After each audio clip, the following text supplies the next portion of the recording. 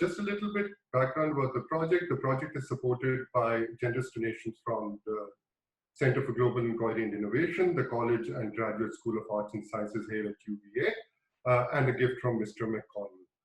As Dorothy said, my name is Dr. Tayyib Sadr, and I am a postdoc here at the East Asia Center and at the Department of Politics. Since its launch in 2013, the Belt and Road Initiative has generated a lot of interest both in policy circles as well as in academia.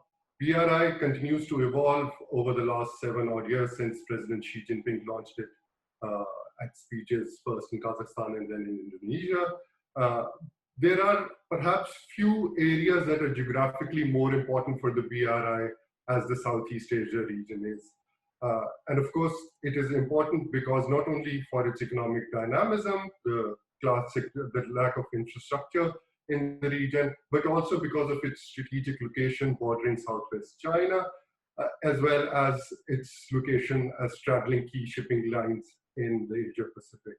And through the Belt and Road Initiative, China seeks to deepen its already extremely expansive ties with the region.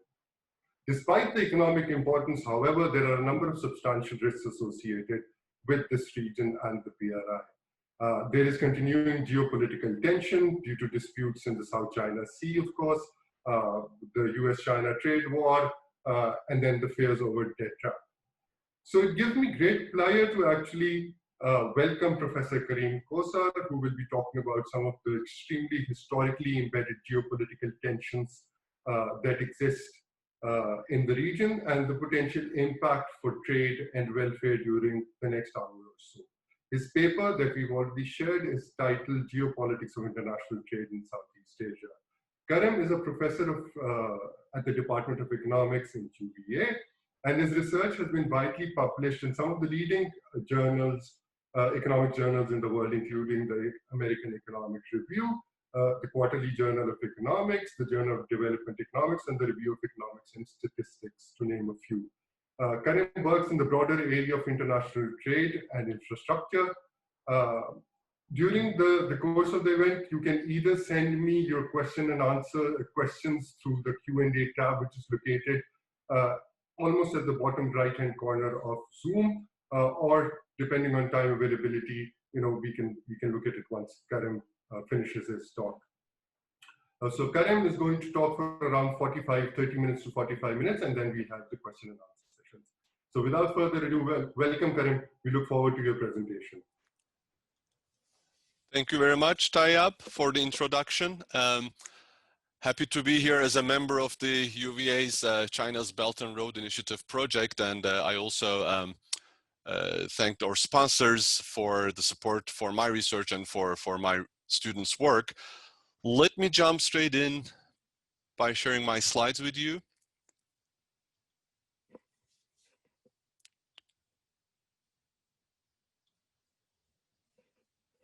Okay, so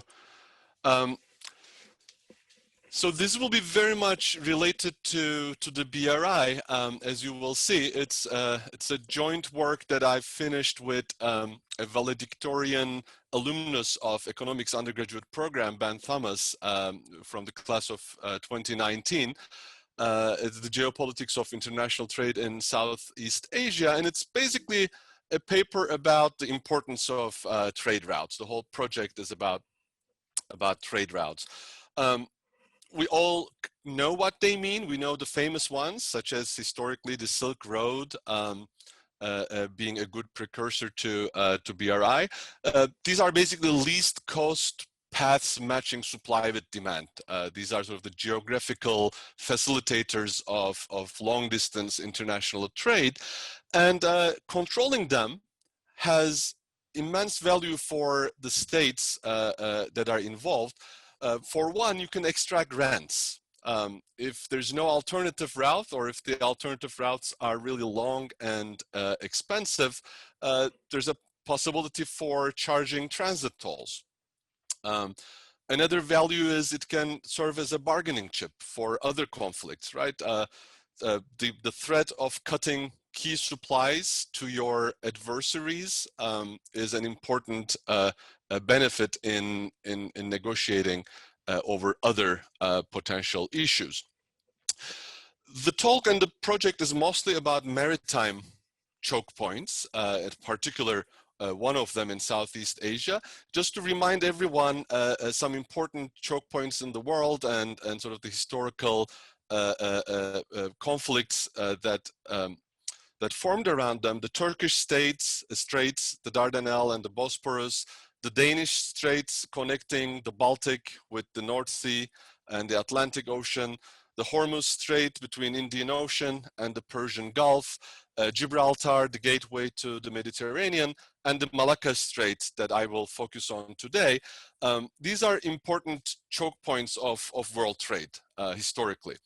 And then, of course, there are man-made passages such as the Panama and Suez Canals, and of course it's legal to charge transit tolls for those, but they're also regulated by some general principles of trying to facilitate open access to world seas that I will elaborate in a bit. And again, taking a historical outlook, military conflicts surrounded these straits and the disputes around them in many cases. For instance, the 18th and 19th century Russian imperial policy was driven by the motivation to have access to open seas, both through the Baltic and through the Black Sea. A less well-known underlying reason for World War I, what eventually led to the naval arms race between Germany and Britain, was Germany's fear of a North Sea blockade and being cut off from key sources of supply, which did happen during the war and was one of the reasons why Germany lost that war of attrition. So the possibility of military conflict will feature big in our project. I want to remind you a key conflict from the recent era, the Suez Canal, the nationalization of the Suez Canal by Egypt in 1956, and the subsequent closure of it between 1967 and 1975. So for 8 years following the Six-Day War, Egypt closed the canal for 8 years. It's a substantial period. And we all know where Suez Canal is and what purpose it serves. It's basically, it's the shortest sea route between Asia and Europe, currently handling 7.5% of world trade. So if you cut that off, the alternative route, say between Mumbai and London, increases from 6,200 nautical miles to more than 10,000 nautical miles around the Cape of Good Hope. So that's basically a 50% increase in the effective distance that ships have to navigate to link Asia with Europe.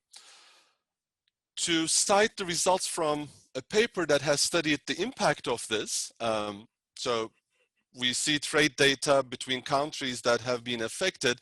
For the 79 country pairs for whom that effective distance has increased by 50% or more, within a couple of years, within 3-4 years, their trade has dropped by about 20%. So the scale of this graph is such that by this point from the pre-closure peak, we are talking about a 20 to 30% drop.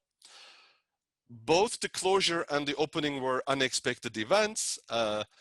After the opening, again, within a 3-4 year time period, all that trade rerouted back to Suez Canal to the level it was before. So it was a substantial shock to the world trade system, and especially for the countries that are connected through Suez Canal for vital resources. So what we will do today is in this spirit, but we're going to do it in a counterfactual way for a potential conflict with the hope that it doesn't actually happen. But definitely when you look at these key choke points in the world or other seas, trouble seems to be brewing nowadays. So just to share with you some headlines from news, many of us probably follow most of these events closely. The most relevant one is the South China Sea conflict. And of course, not all these events here that I will refer to are related to control of trade routes. Some of them are actually related to control of resources that are in these seas, primarily carbon energy resources. The South China Sea conflict is, I think, very well known. It's been going on for a while. It involves a bunch of shoals and reefs in South China Sea that are increasingly getting militarized, and there are occasional confrontations between different navies of the US and Britain and China that could one day spark a potential accident. There were actually incidences where there were near collisions between naval ships, between the agents involved. So we will pretty much focus on this region today. But again, just to remind you of what's going on, nowadays in Eastern Mediterranean, there's a conflict between actually NATO allies, Turkey, France, and Greece, but also involving Israel and Egypt on drilling rights. That is pretty much a resource conflict, but it is definitely related to the possibility that a big, important maritime route could be subject to a conflict that makes it impossible to navigate safely, which, by the way, was the case with the Suez Canal. Egypt didn't close the Suez Canal just to close it and extract rents or other outcomes, but it was an outcome of conflict in Middle East. Recent events in the Strait of Hormuz, there are frequent attacks on ships by unidentified sources. US blames Iran, Iran blames US. At some point, that actually had an important impact on oil prices before the pandemic, of course, hit oil prices and commodity prices down. This is from last summer, June 13, 2019. I think within 4 or 5 months, there were multiple attacks that led to a small shooting up of oil prices. Beyond these state actors, there are also non-state actors in less governed or non-governed places, such as the Somali pirates. That was a big issue about 10 years ago, and then it went away. But there was a point when there were frequent attacks on ships passing through the coast of Somali, again circumventing through the Indian Ocean towards Africa and Europe. And what it led to was a rerouting of these ships. They basically went into longer routes, insurance premia went up. It had an important impact on certain trading pairs. Now, there is a legal framework that is the outcome of 150 years of international law that governs these conflicts. There's a 1982 United Nations Convention on the Law of the Seas called UNCLOS, which is the legal framework around the freedom of the seas, establishing guidelines for resource extraction, trade, and sovereignty over the ocean. The well-known territorial claims on waters up to 12 nautical miles offshore out of a continental shelf is written in this convention. And importantly for my motivation, transit passage, what's called innocent passage for all countries' military and civilian ships through both territorial as well as high seas. So this convention has been ratified by 167 states, but to this date, a number of countries, including the US, Israel, and Turkey, haven't ratified this convention. So what our paper does is, as I mentioned, simulate a counterfactual closure of key east-west maritime passages in Southeast Asia. Importantly, we will be agnostic about why this may happen. It may happen because one player chooses to start a conflict or chooses to blockade a certain set of countries.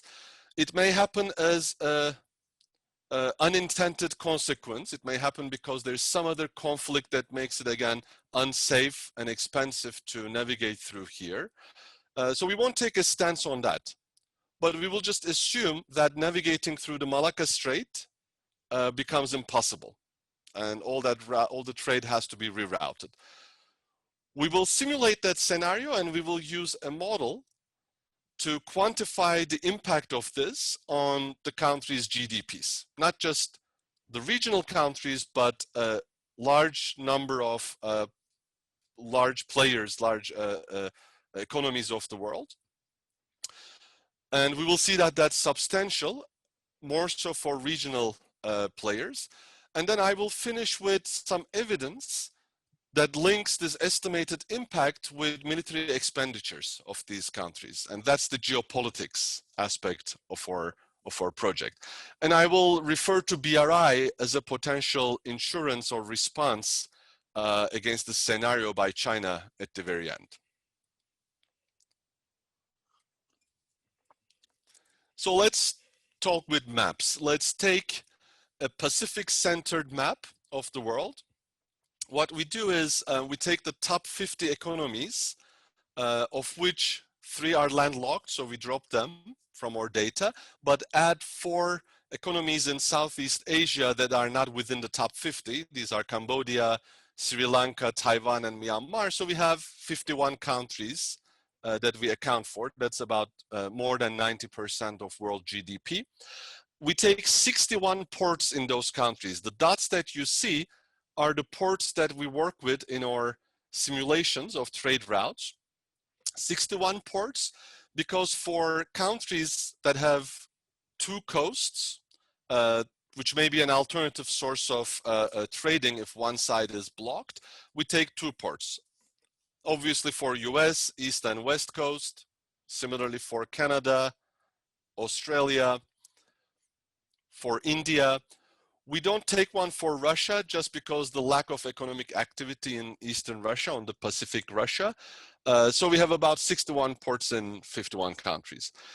We will, by and large, focus on maritime trade, which is 80% of world trade by weight and 70% of world trade by value, by dollar amount. We will allow for overland trade between neighbors, but not transit overland trade. I will give more examples as I introduce you the scenario, and we will completely abstract away from air trade by air. And we can discuss the viability of that for the scenario that we will present at the end. So in normal times, you would take the shortest route. Say if you are going from in the solid line here, if you're connecting London with Nagasaki, the shortest line goes through the Malacca Strait, the key Malacca Strait, connecting in the Indian Ocean with South China Sea. Similarly, for the East Indian port Visakhapatnam, connecting to Americas, you would go through this key maritime route. So these are the actual shortest sea distances that we observe today. But if this entire region, not just the Malacca Strait, but also the somewhat shallow waters to the north of Australia and in the Indonesian archipelago, if this entire red circle or oval-shaped region is closed, you would have to reroute through south of Australia, if that's the least coast or the shortest distance path. Now, in our simulation, in our scenario, we block all these ports here from maritime trade. So we basically assume that, for instance, Vietnam and Thailand will not be able to trade through the seas at all in such a possible conflict or scenario. So all the ports in the impact zone are closed, which means the countries that have them as the single port cannot trade with their trade partners through the sea.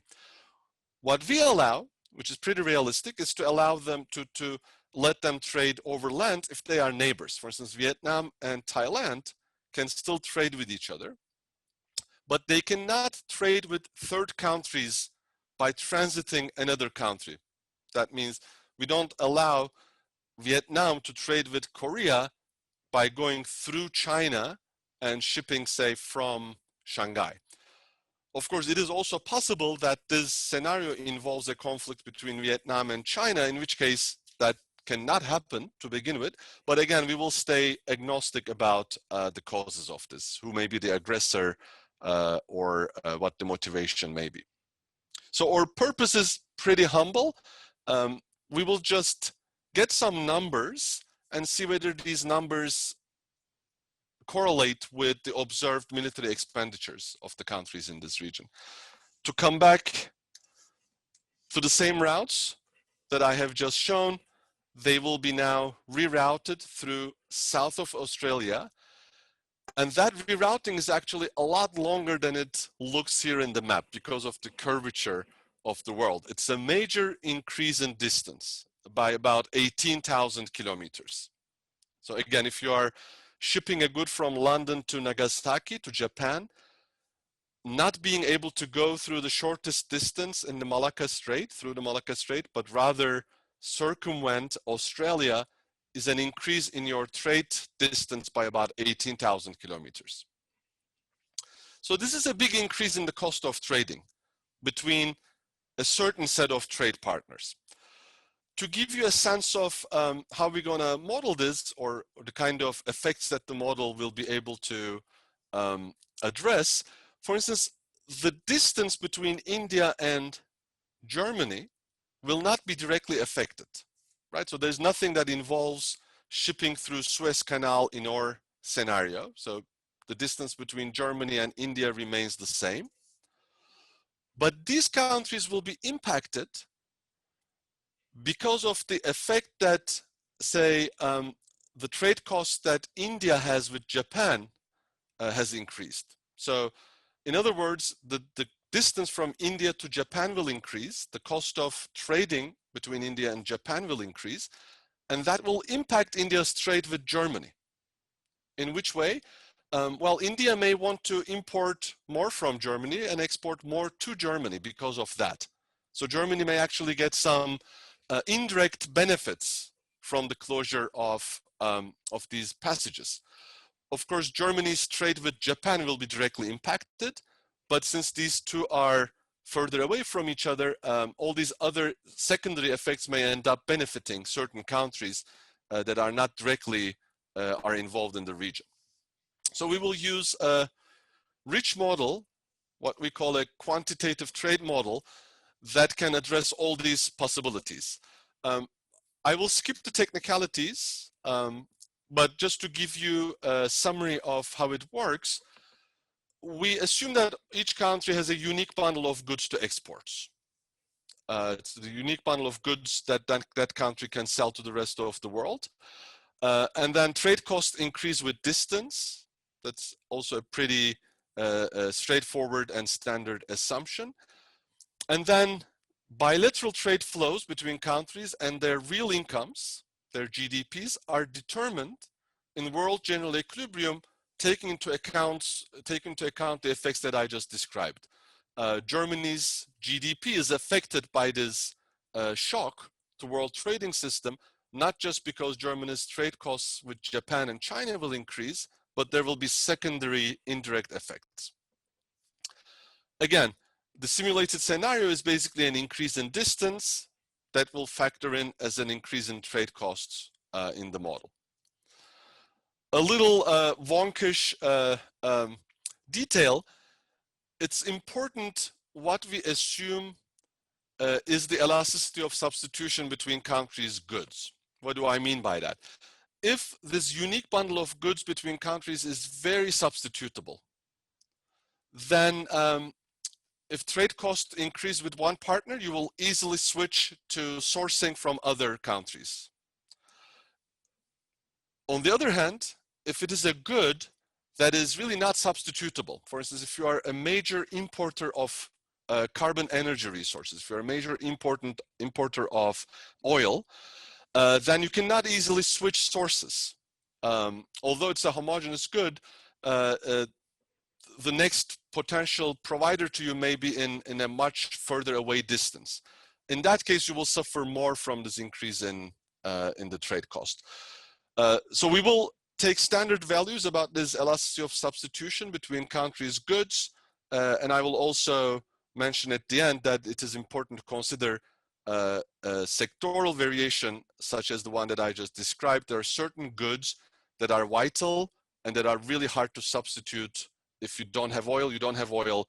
You have to import it from other countries. So that's a key parameter in this setting.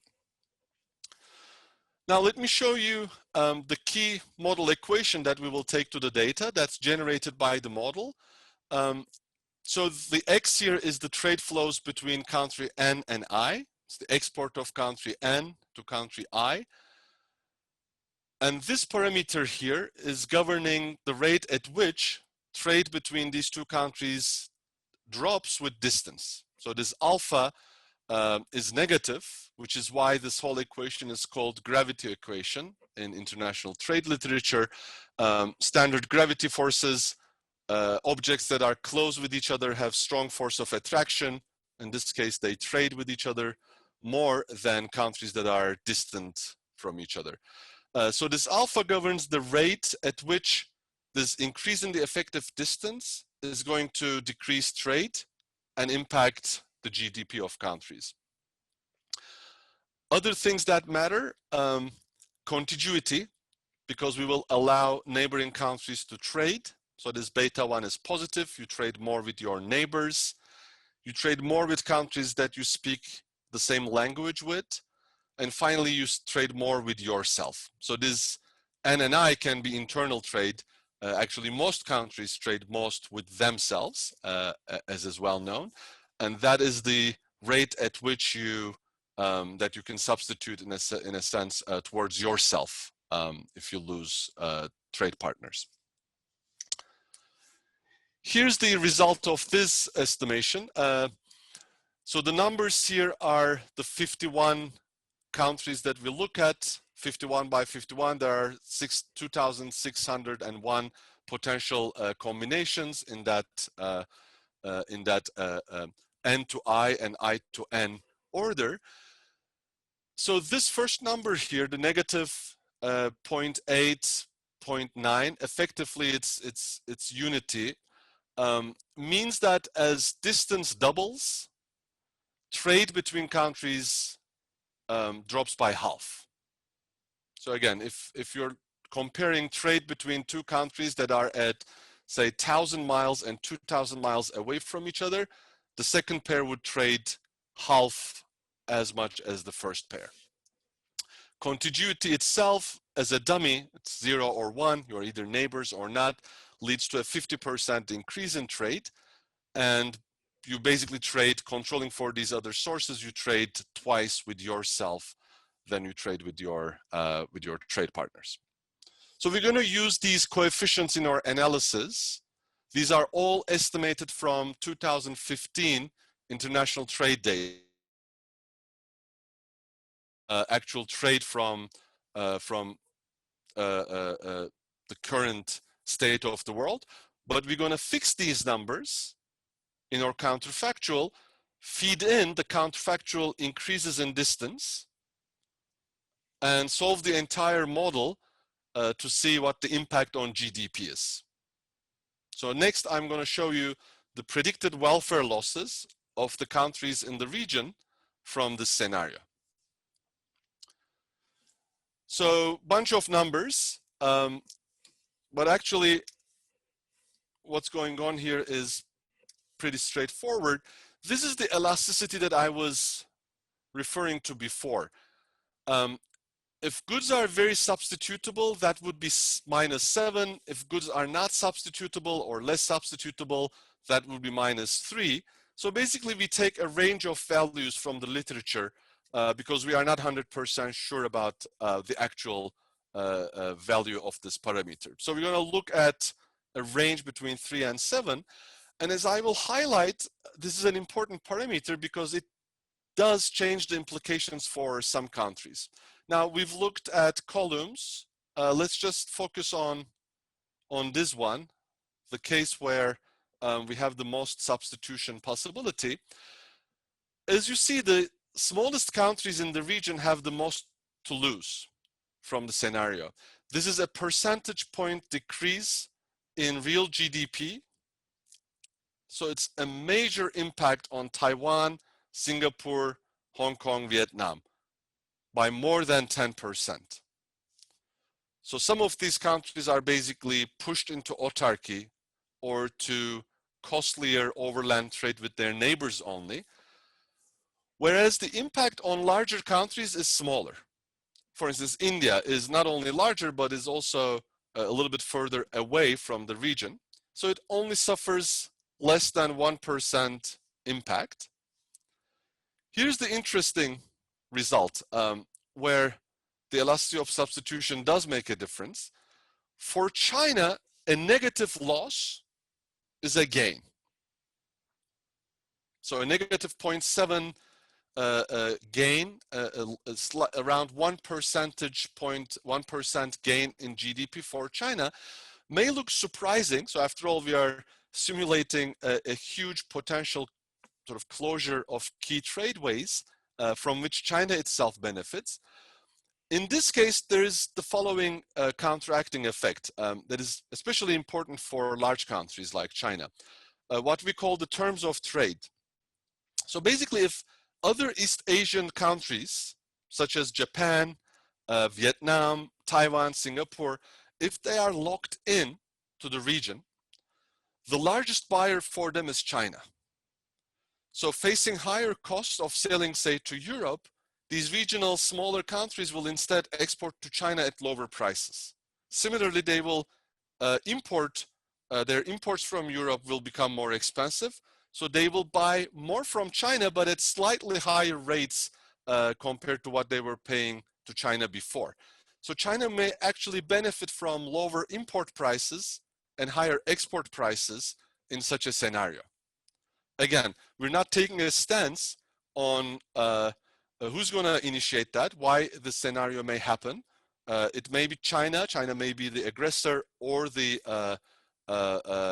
country that actually is subjected to some sort of blockade or military action here.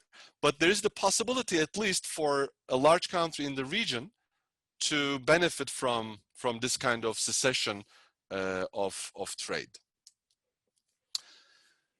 Now let me move on to the second part of the project, where we ask how countries potentially prepare for this scenario. Can we find some other observable where the predicted welfare losses from this interruption of maritime trade are associated with higher military expenditures? In other words, is there a geopolitics of trade in the region? So for this, we take additional data from the Stockholm Institute for Peace Research. There's very clean data about military expenditures as a fraction of GDP for all the 19 regional countries that I have shown here, except Hong Kong, for which there is no separate military expenditure in the data. So what I will show you next is an estimation, a regression of our predicted welfare losses, of these military expenditures on the welfare losses that we simulated with some additional controls. Of course, the expectation is a higher welfare loss. Again, that's a negative number, is associated with, a positive number because we define it as a loss. A higher potential impact on your GDP leads you to spend more on your military to basically take action if this happens, if this materializes. Of course, there are a bunch of other things that countries can do, primarily alliances, right? They don't just rely on their own navies or militaries, but especially small countries form alliances, military alliances, either with each other or with other countries that have a stake in the region. We abstract from this for now. Again, the dependent variable on the left-hand side of this regression is the military expenditure as a share of GDP, projected on potential welfare losses, where we see the expected positive correlation, controlling for distance, its interaction with the welfare loss. So what we see here is if you are closer to Malacca Strait, the distance here is defined as the distance of these ports that I've shown you for each country to the epicenter of the conflict at the Malacca Strait. So basically, this negative coefficient here implies that a lower distance, being you are closer to the eye of the conflict, and a higher potential impact leads into higher expenditures, which is something you would also anticipate. So not only is there a direct effect in the direction that we anticipate, but also countries that are closer and stand to lose more will spend more on their militaries. We control for the possibility that maybe large countries may spend more on military expenditures. That seems to be true, but not statistically significant. And we also control for the involvement of these countries in other conflicts that may drive their military expenditures. For instance, for Korea, the major driver of military expenditures is the conflict with North Korea, and maybe less so their concern about South China Sea. So as you see, this is also positive and statistically significant. So I'll finish our results with a partial regression plot, basically one that isolates the correlation of military expenditures and the welfare loss in a way that visualizes the 18 countries involved. Here we have our expected welfare losses controlling for the other factors in our regression. So the higher is this, again, the scale of this is such that Singapore, Taiwan are at the higher end. The ordering changes a bit because we control for these other factors. And then here we have the expected military expenditures from the data. So this slope is statistically significant and positive. Again, that's pretty much looking at this number here. This 0.287 is the slope of this line, which basically suggests that if you are Taiwan, Singapore, pretty much average on the line, Australia, Korea, Bangladesh, Thailand, Malaysia, close to the average, as your expected losses from this regional impact on trading cost, as they loom larger, you spend more on your military. Of course, this is not the only reason why countries spend on their militaries, which is why we do not explain all of the effect. But there's still, despite the low number of observations, despite having just 18 countries here, we still get a partial correlation that is significant. And as you see, there are outliers. Pakistan, for instance, for understandable reasons. Now, let me finish with an interpretation of Belt and Road Initiative as a response by China to this possibility. For those of you who may not know what Belt and Road Initiative exactly means, it is basically a multitude of infrastructure investments that China finances and engages in with a network of countries that involves both a maritime component. It includes ports, what is called a string of ports around the Indian Ocean, but also overland routes. For instance, the first freight train from China to Germany, the first scheduled service overland by train started 2 years ago. And also there's the China-Pakistan economic corridor, which involves a pipeline component, which could potentially enable China circumvent, if there is such a conflict in the region, it would circumvent this entire shipping area by buying oil from the Gulf region through this pipeline. At the moment, these alternative corridors overland are expensive. These costs are high. They are no match for the relatively low cost of shipping through the sea, but further investment or necessity may make them viable. In any case, it can facilitate China to still engage in bulk trade, despite at higher cost, in case there's an emergency situation as the one that we simulated. Because of the nature of trade, especially in bulk commodities, in food, in heavy manufacturing goods, in key resources such as oil, air transport is not a viable option, even in a conflict scenario. There has been instances in history, near or older, such as the Berlin airlift at the onset of the Cold War, or more recently, the blockade of Qatar by Saudi Arabistan led to an airlift to Qatar by its allies in the region. But those are short-lived, sort of smaller scale operations. Air transport is not viable for a large-scale trade in multiple goods that are strategic in case of a major conflict in the region. So I will conclude with that, and thank you all for attending, and